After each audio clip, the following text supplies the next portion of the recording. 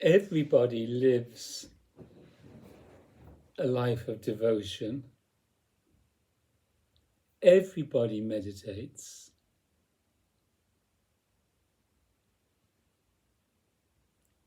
But the majority of people's lives is devotion to themselves. No matter how unselfish it might be that they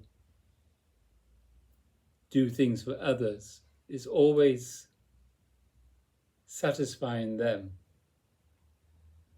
Narcissus, the ego, is always looking for self-pleasure, congratulations, acknowledgement. That's how it is. No praise or blame, as my teacher says. That's how it is. People simply meditate on themselves, day in, day out, churning these I thoughts, me thoughts over and over again. These conversations, internal, the subjectivity.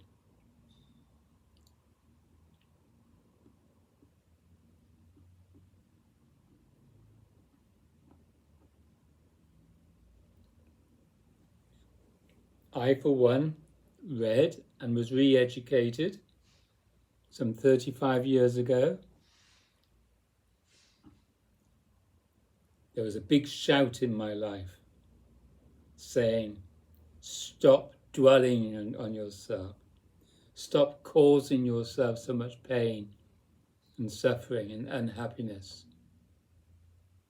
Stop putting attention on yourself. Put your attention on me, my teacher said.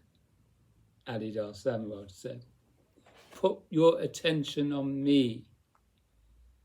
I have realized, God, he has said to me many times, I am that person of love and happiness and joy.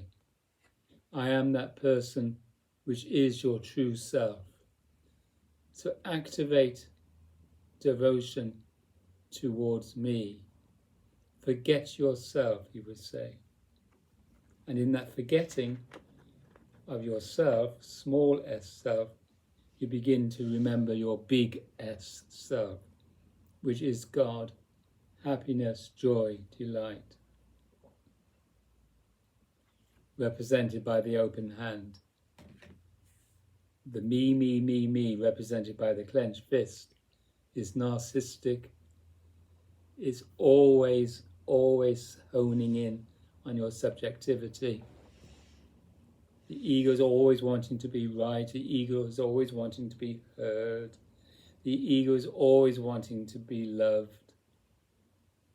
Poor me syndrome. Or look at me, how excited I am. I've just won this and I've just got this and I've just achieved this. And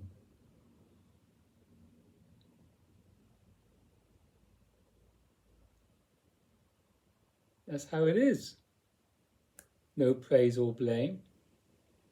But there's some of us who takes that courageous step that moves away from this and all its repercussions in life.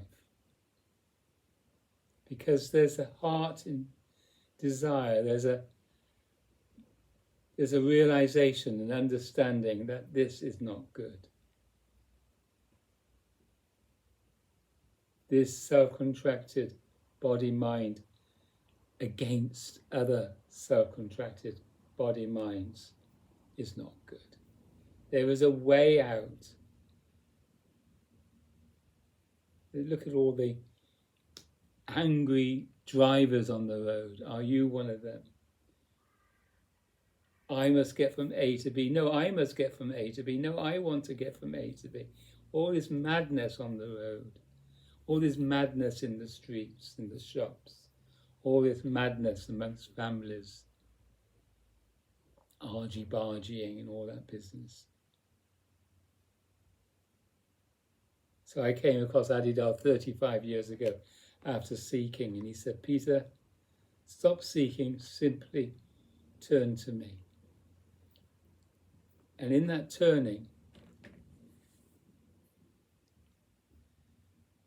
you find God, you find happiness, which you truly are. People are disturbed about turning to, they think, another person. Well, yes, it is another person, but this person has realized something greater, and he or she wishes to share it with you. And there's an Indian saying, you become what you meditate on. Have you seen how often the owner of dogs become more and more like their dogs? We become what we meditate on or even think about. If we do that sufficiently enough, we become that. So he says, dwell on love, dwell on happiness, which I am.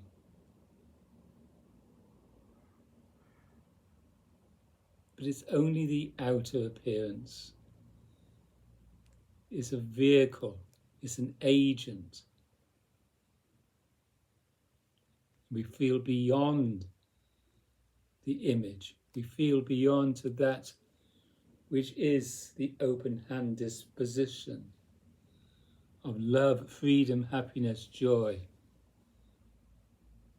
And then we can be happy amongst one another without any of this I want you to acknowledge me nonsense. I want to be right nonsense. So yes, we have to redirect our attention from off ourselves.